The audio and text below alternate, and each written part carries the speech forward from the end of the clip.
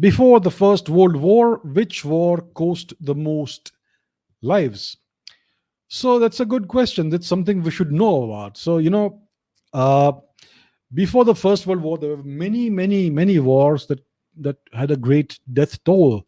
For example, before the First World War, you had colonialism, which extracted an immense death toll across various parts of the world, across Africa, across Asia, even the Americas. So, for example, in the 1885s, from 1885 to 1908, approximately thereabouts, you had the Belgian Free State, which was essentially owned by King Leopold of Belgium. It was the Congo Free State. It was in Central Africa, and it was a period of incredible exploitation of the native people. They were put to work as slaves. Children, men, women, elderly, everyone. Children were mutilated. Their arms and legs were cut off, and whatnot. At least 10 million Africans, at the very conservative estimate, died during the Belgian occupation of the Congo. There was a horrible period. And then there was this scramble for Africa in the 19th century, when the whole of Europe scrambled for Africa, to divide up Africa into small pieces and extract as much as they could out of it in order to enrich themselves. So Germany conducted a genocide in Namibia. Other countries did all kinds of atrocities everywhere else. The French were involved, the British were involved, Netherlands, the Germans, and so many other, Belgium, like I said. So at the very least, 50 million Africans would have died in the 19th century in this colonial occupation of Africa. Then you had the European colonization of North America only in the 16th, 17th, 18th centuries, which cost at least 100 million lives of the Native Americans. You had the British colonial occupation of India, which cost minimum 100 million lives in relentless year after year engineered famines. One year you would have 2 million deaths, one year 5 million, another year 1 million. Every year you had millions of people dying in these artificially engineered famines. So you had at least 100 million Indians who died in that. And in the 1857 War of Independence, at least 13 million people died in that. So that is some of the figures. And then let's look at China. China has seen enormous conflicts.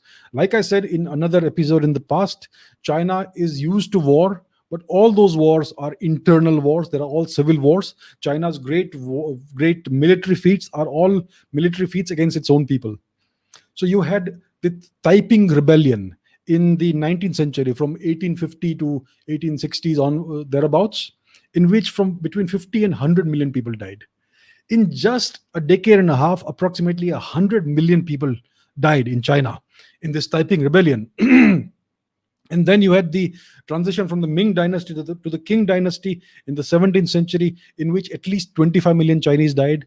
So that's another civil war. You had the An Lushan rebellion in the 8th century, in which 30 to 40 million Chinese died. You had the Donggan revolt again in the 19th century in Western China, present-day China, in which 10 to 15 million people died, mostly Chinese Muslims. And then outside of China, you had the conquests of Timur, in which 70 to 20 million people died. And then you had the Turkic invasions and occupation of India, which is not documented at all because India is a secular country. But I would say that at least 500 million people died over 5 centuries in India. 500 million Indians minimum during these Turkic invasions and occupation of India. So that is the kind of death toll the world has seen. It's it kind of makes you question humanity. There is this theory, the violent ape theory or something like that, which says that humans and apes are the same. We are the same aggressive instincts that are inbuilt in our DNA, and we just can't help it. We just have to keep fighting each other. So the same aggressive tendencies are seen among chimpanzees.